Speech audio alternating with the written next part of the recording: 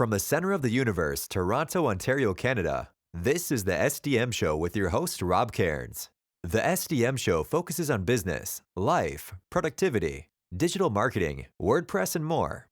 Sit back, relax, grab your favorite drink, and enjoy the show. Here is Rob. Hey everybody, I'm Rob Cairns. I'm the founder, CEO, and chief creator of Amazing Ideas at Stunning Digital Marketing. In today's podcast, I have my guest Simon Harper with me. Simon is a MailChimp expert and partner, and we're going to sit back and talk all things email marketing. Now, you also want to catch the conversation we have about DMARC records because it really should be on your radar right about now. Sit back, relax, enjoy the show. This podcast is sponsored by Stunning Digital Marketing, the agency that can help protect your WordPress website today. Go to stunningdigitalmarketing.com and see what we can do to help you protect your business investment. That's stunningdigitalmarketing.com.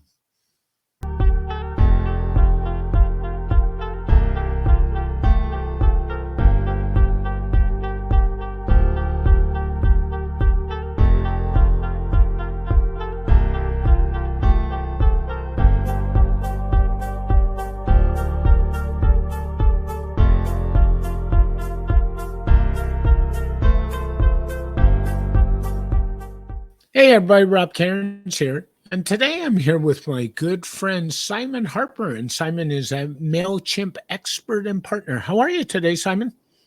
I am good. How are you? Not too bad. It's good having you back, by the way. Your second appearance on the podcast. So welcome back. Thank you. Yeah. So before we jump in, and I don't remember if I asked you the last time, but I'm going to ask you again. So if I have, I'm sorry. How did you get into email and MailChimp, and how did that all kind of come about?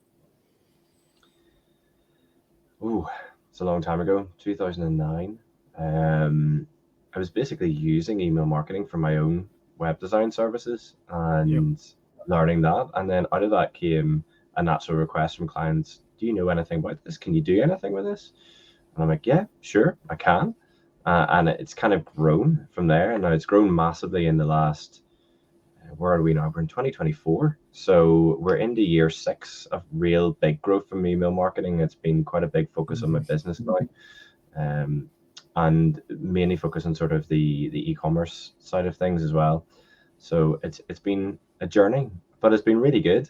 And I'm looking forward to answering some of your probably difficult, fun, intriguing, wonderful questions. Oh, you're too kind. You're too kind today. What I should say is if you're an agency, and this happens a lot in our space, we tell clients they need to have an email list. And we've all heard that before. But I find a lot of agencies don't do their own marketing really well. They should have an email list too, and they should nurture that list and use it regularly. Do you have any thoughts on that? Yeah, I mean, I was a glutton for punishment. I actually had 3 emails that went out weekly at one point last year, and gradually scaled that back a little bit and actually spread it across different platforms. So I'm a MailChimp partner and a Klaviyo partner, but I try to be platform agnostic, but I specialize in a couple of specific platforms. And one of the ones I started delving into a little bit, and they released a ton of new features, was the LinkedIn newsletters. And they're really good for agencies, and I definitely think that people should look at them. But I think it's one of those classic things that we always get caught up with whenever we're doing web design or client work, where we're so busy, in inverted commas, doing everybody else's work that we don't do our own. And I think that we need to start actively changing that shift and showing, well, instead of doing what I say, actually do what I do. And that would be a great thing. And I think with obviously the big changes coming in marketing in general in 2024, an email list is a must, more so than ever before. Yeah. I don't know if I've shared this with you. So I've built my list. My list is sitting around 8,000 active, 10,000 total. And that's been built up over 14 years. What would you do if I came to you and I said, I'm running a list with an open rate of 60% with those numbers? what would your reaction be? Well, for you personally, I'd say well done, because I know the type of industry that you're in. So it depends Yeah. on the industry you're in, the platform you're using, because they all have different benchmarks. But if you're sitting at a regular open rate of 60% at those numbers, it's pretty good. Although it depends what your Apple MPP audience is, because those numbers might be artificially inflated. Although it has been over 2 years now, so to a degree we've reached a level playing field of a level of normality, but those impacts from a couple of years ago still matter. But I know you and your technical ability, so I would say it's a fairly accurate as open rates can be number, so good on you. Yeah, and I always say open rates are only part of the equation. It's taking the open rates and converting them to sales, right? Like, let's be honest about that.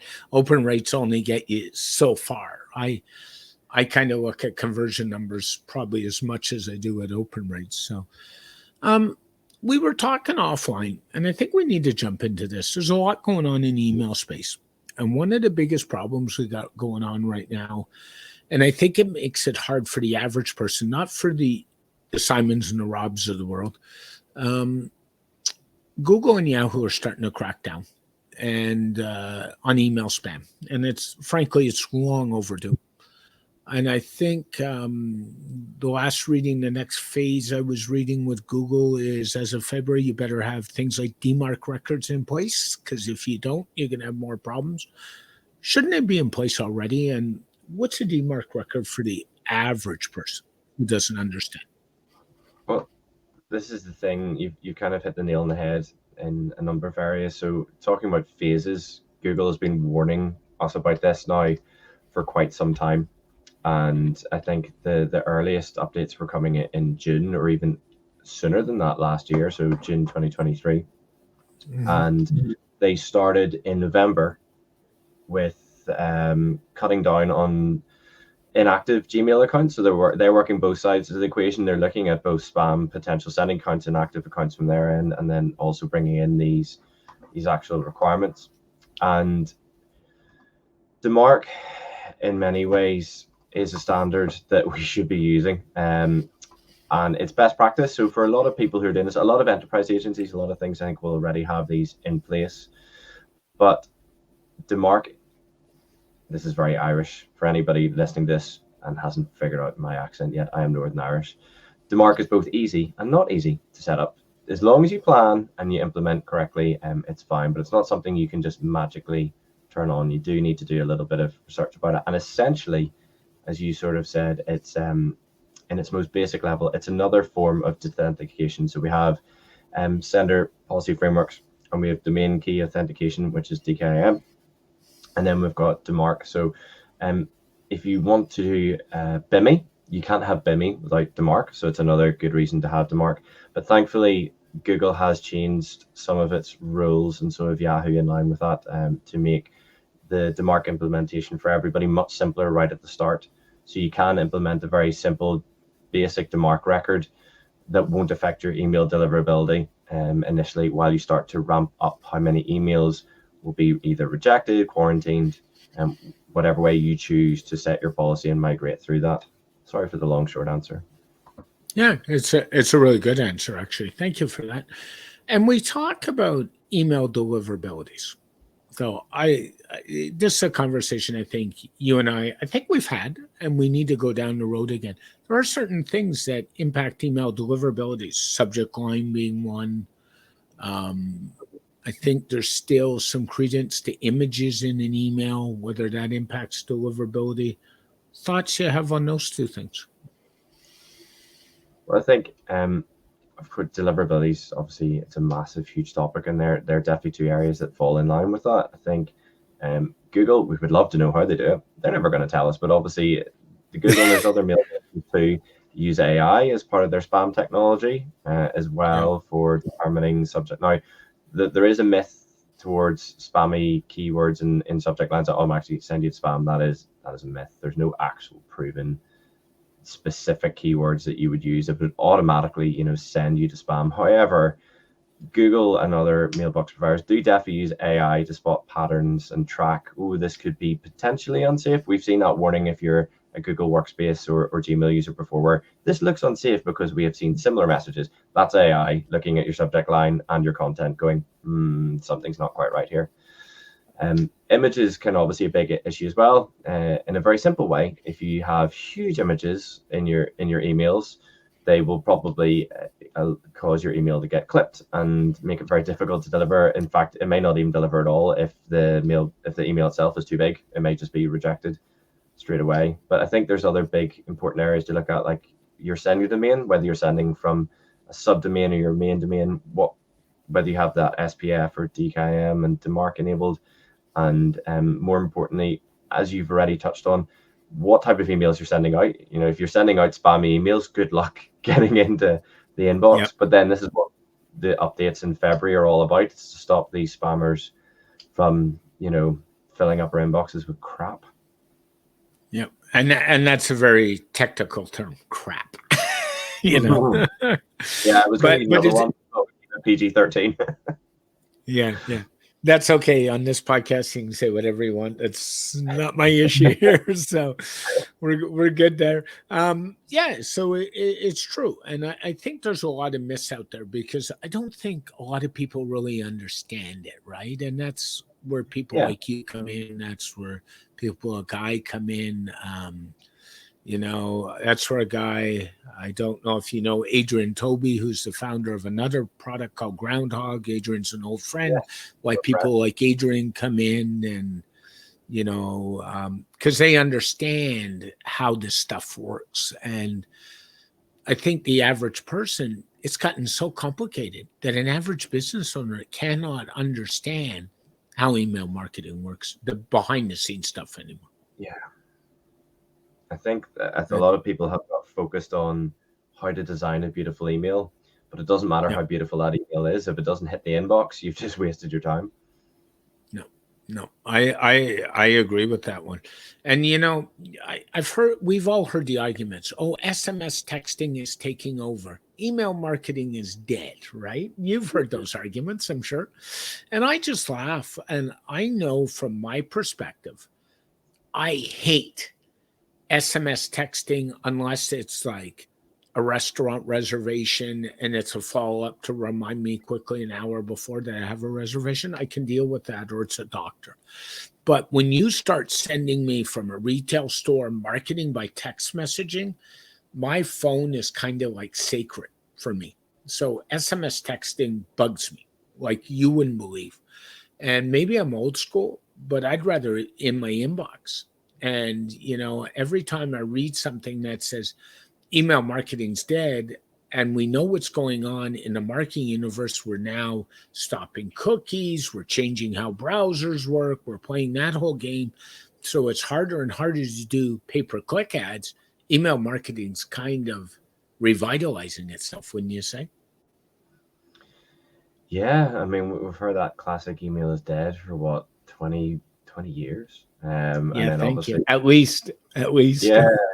And then we had obviously the initial tagline or branding of Slack, was to, basically kill off email, which it never did. And it became more annoying than email. Sorry, Slack, but we did. Culturally, I think SMS is an interesting one because, again, like email marketing, it's an own platform, it's an own channel. And as long as you've acquired those numbers correctly, it can be quite powerful. But I think we're quite behind in the UK in terms of how SMS marketing is actually used. And I know a lot of the big platforms, ESPs, obviously, like some MailChimp, Klaviyo, and many others, have their own SMS platforms now as part of their lifecycle marketing and integrating them together. But it's not massively used over here. And as you say, what it is used for is normally spam. Or in our case, mostly, I was going to say it's for delivery updates from couriers, but one of our most spam channels is the Royal Mail, which is the equivalent to, the Federal Postal Service. Canada Post in Canada, or USPS in US. Yep. Yeah, so it's an interesting one, but I mean, it's a nice one to be part of because traditionally within these markets, you have, and I'm not sure why, I'm sure there is a reason to it, you have the US, Canada, the UK, and New Zealand as test markets for these areas.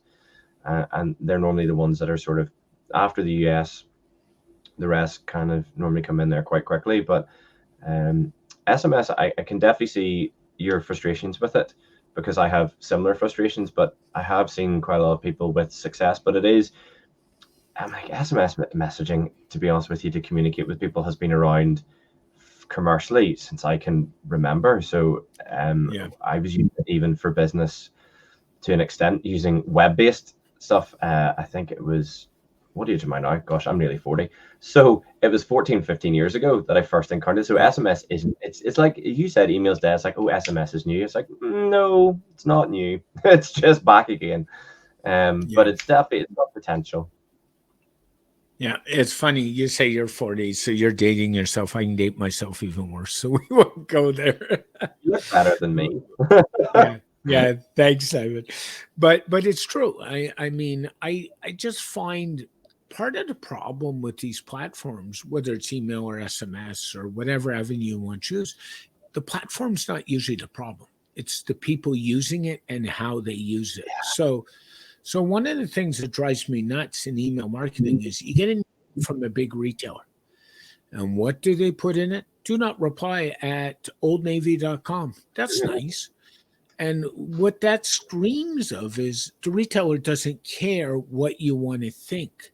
And they don't care how you think. And they don't care what you have to say, because they're saying, we don't want to engage with you. And to me, that defeats the purpose of email marketing. Yeah, and I think and I hope it's a mixture of both. That there is some signs out there that we are starting to move away from that now and try to have more of a relationship, a genuine conversation based with our customers. The difficulty with that is that, that's easier for larger enterprises, larger organizations that have the capacity to deal with that. So there is a pressure on smaller agencies, smaller business owners who are like, okay, how do I have these conversations with people? So we're seeing the rise of these AI chatbots, and that have been trained for the specific brand or small agency and things like that there. But I don't know whether that's a good thing or a bad thing. It's definitely better than having a no reply email address. They're very frustrating, as you've highlighted, for a number of reasons. And there's a lot of email addresses out there which people will set, for example, as a no reply, but it's technically actually not a no reply email address, because you can create no reply inbox, which is just another nightmare issue that you don't really want to have, because there's technical things to it. But if you're going to send out an email, in my professional and personal opinion, that inbox should be monitored. And if it isn't monitored, there should be some way for you doing, because the technology's there, and it's great using email routing to send it to somebody or a team that can look after it and can actually care. Yeah, I agree with you. You mentioned AI. Yeah. Controversy, not controversy, but we can't have a marketing discussion without you mentioning those two letters, A and I, these days. I hate to say it. It's everywhere. I think it's a tool. I think it's a great tool. I think I've shared on this podcast, one of the first things I did was I built an email sequence out for a client, and 80% of the work was done by AI. I'll tell you that now. You still have to do some work. Are you using AI in your business, and for what? I am. I use it for various things. When it comes to my WordPress and WooCommerce work, I would use a lot of it there. I'm actually doing a webinar on that very soon. It'll probably have happened by the time this one goes out.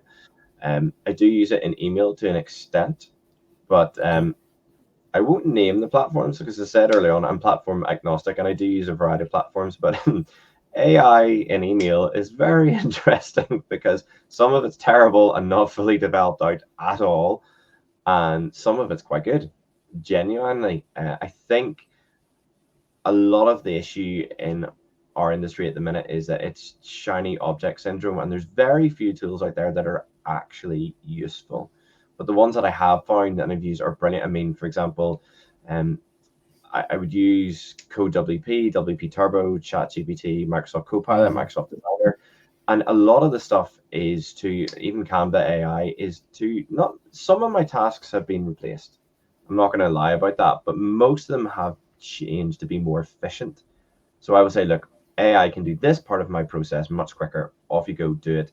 then it will check it, change it, and even still sometimes it's not perfect, it's not right, because I think the biggest thing at the moment now, and forgetting all the terms out there, prompt masters, prompt gurus, all that crap, prompts are very important. So whenever you're using AI, you do need to have a level of understanding about what you're talking about, what you want to achieve, and a background to it. Otherwise, you could be sitting entering completely useless prompts and not really getting much out of it. Whereas if you know Yeah. what you're talking about, you have an understanding and a framework, then those prompts can be so much more powerful and your results so much better. Yeah, it's true, and I hate to say it, AI is like any other tool, right? It's how you use the tool, not that AI is the problem. I think the biggest problem is the people that use the tool and they don't use it in the right way. I mean, it's the same as, people who hate AI say, but I use a page builder in WordPress, and I'm like, okay, and oh, but my page builder hasn't taken away jobs, but AI will, and I'm like, really? Like it's that whole argument again, right? It's how you use the tools to make your work more efficient. I think that's the important thing. 100%. I mean, I do, now that I did a talk, a webinar with this, I think it was back in September with Crockablock, and a number of amazing WordPress. In fact, I got imposter syndrome being part of the WordPress lineup that was there that day. But I think AI has been around for so long, decades, but it's, it was only ChatGPT coming out last November that everybody was kind of like, oh, this is commercially sort of usable, but people still didn't realize we'd actually been using AI behind the scenes, even successfully and quietly, for years. So now it's kind of like we've brought the power to the masses, so to speak. But even then, there's been issues, because obviously we had ChatGPT 3.5 being investigated internally with the team because it had dumbed itself down, which it had, because of rule changes. And that's the thing, as legislation comes in, as gatekeeping comes in, as privacy rules, and we've got to be very careful in this very early new phase of AI, how we use it and how reliant we are on it, because of how it's going to change in the next 3 to 5 years. But I do think I would agree. I would agree. Yeah. I wholeheartedly agree with you. And I think the biggest issue with AI right now is copyright. In the US, they have already ruled that any image generated by AI cannot be copyrighted. And now there's issues with Amazon and CreateSpace with books. And how do we copyright those books if part of AI did part of the work? And we all know Getty Image is the biggest copyright image troll on the face of the earth, is running around trying to put their stamp on it to protect their products. So it's just an interesting mess, to say the least, right? It is, and I think it's not a level playing field, because you or I don't have the power to protect any, intellectual property that we have. But the likes of, for example, there was just before Christmas, like I've got a couple of kids, this is how I know this. There was a trend going around using to create family posters. It was around Halloween time, of Disney Pixar style Halloween posters. And they were great, and they were really, but then Disney caught on to this. We're like, oh, hold on 2 seconds, and then immediately we're straight on to DALL-E, Midjourney, and specifically in this case it was Microsoft Designer, and said you can't even allow the words Disney to be used in prompts. And you were like, okay. So it's and obviously with the recent lapsing in copyright of Steamboat Willie and Winnie the Pooh last year, and it's going to become a game, as you say, of whack-a-mole, of what words can we use, what can't we use, when's IP and being impacted. Minefield. Absolute minefield. It's so true. As we move into 2024, if somebody's managing an email list, what is 3 or 4 quick things you would say to them? Do these now. Well, seeing as we've got the 7th of February coming up very quickly with Google and Yahoo, make sure you have DMARC in place. That is going to be a big one. And as I say, the next phase, I think they pushed it to maybe June again, where you need to really start making your DMARC policy work all the way through to reject. and 100% reject.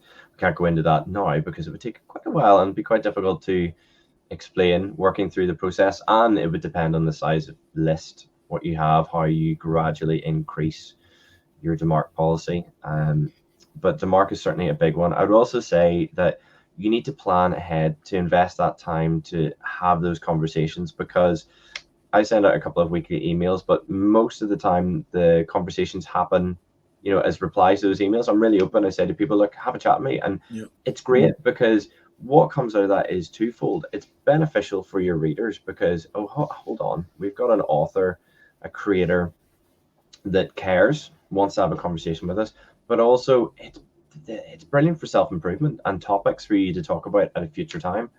So you can leverage your audience to help educate them, but also for them to educate you. It's beautiful. So that would be definitely a second one. I think I would say to a lot of people, you need to look at planning as well, to not just have a free newsletter, to have a paid version of your newsletter. So you need to choose your ESP, your email service provider, very carefully, and what platform you're going to use or potentially switch to, because migration isn't necessarily the easiest thing. Because I think having a paid newsletter is a great way to not only bring in an additional revenue stream, but it's a great way to offer an extra bit of value to your clients and your readers or your community, whatever, your tribe, whatever you want to call them. And then I think the fourth thing and the most important thing would be to actually do look at what ESPs are offering in terms of AI, because AI is really going to speed certain things up. And where I'm talking about here is not necessarily in terms of your email creation or your subject lines or your preview text, but your data analytics. So getting the AI to look at all the data that you have in your email service provider's platform and help you identify trends or auto segment your audience based on certain criteria. That's when I'm like, I would love to have, there may or may not be an ESP that has this already, or it may be coming, but have a conversational AI that helps you analyze the data and segment and create what you need it to in the back end, so then you can market correctly to those people. Yep, those are really great tips. And then the other thing I would say to add to that is make sure you clean up your list on a regular basis going into always. the new year. Pardon? Always, and that has to be done at least every 6 months. I would say every 3 months. You need to be really having a close look at your email list. Yeah, I actually do my monthly, if you can believe that. Oh, wow. There you go. Yeah, I just make it, and then put some stuff on your calendar to do this kind of stuff, because every business owner says, "Hey, I don't have time to do this." Well, invest the time. It's an investment in your business, right? So put the time on it to create your newsletter. Put your time on it to market it. Put the time on it to do that, and just book yourself an appointment like you would book a client, right? Yeah, I mean, I spend a full business day a week creating my 2 or 3 newsletters whenever I was doing them at their peak. It would literally be a full day, and I've cut that down a little bit through some efficiencies, but still to write a good newsletter, depending on what you write. If it's not a listicle and it's you actually providing some genuine content and education, it can take a little while. But start small. Don't put pressure on yourself, but be consistent, be present. If you're going to email once a week, but start small and build up. You don't have to be sending out 2,000 words every email. No, I would agree with you. And consistency is more important than the size of it. We all know that. And work at that. Simon, amazing tips today. Appreciate the conversation as always. If somebody wants to talk about MailChimp, setting up newsletter, how's the best way to get a hold of you? Ooh, shall we say Twitterly? I can't even speak. X, formerly known as Twitter. So used to saying that, and it's now become Twitterly.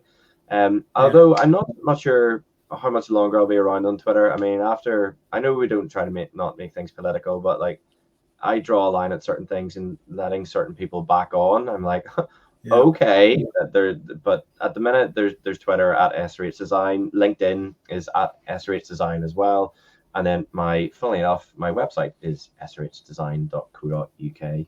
you can find me there.